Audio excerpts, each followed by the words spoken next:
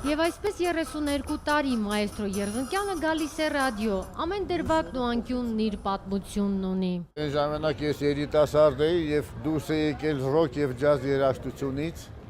միառժամանակ իմիջայլոց։ Եվ երբ որ ինձ հրավիրեցին ստեղ նվագելու, ես ընդամենը ինքնուց բաս գիտարահար էի։ Երազողների բաս գիտարահարի մտքով չէր անցնի, որ մի օր պետք է դառնար լեգենդար նվագախմբի գլխավոր դեմքն ու անունը։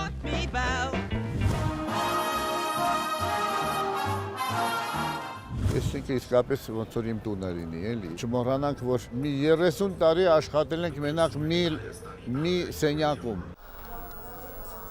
Մի սենյակում ու կողքի աշխատեցին նաև դժվար տարիներին, առանց վարձատրության, բայց փորձասենյակում երգի ձայնը երբեք չկտրվեց։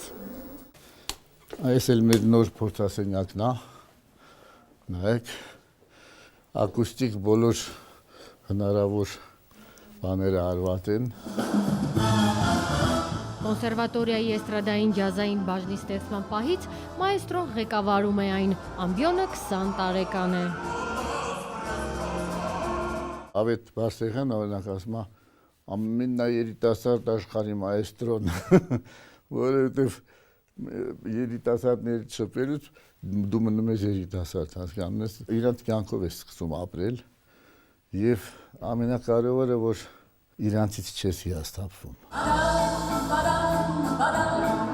Բուհը դեռ չավարտած Երվանդ Երզնկյանն ուսանողներին բերում է նվագախումբ ու կանգնեցնում պրոֆեսիոնալների կողքին, ասում է, սա դաս է, որ միայն Հայաստանի կոնսերվատորիայում է հնարավոր։ Հասմիկ Առաքելյան, Հովհաննես Քյոսեյան, օրակարգ։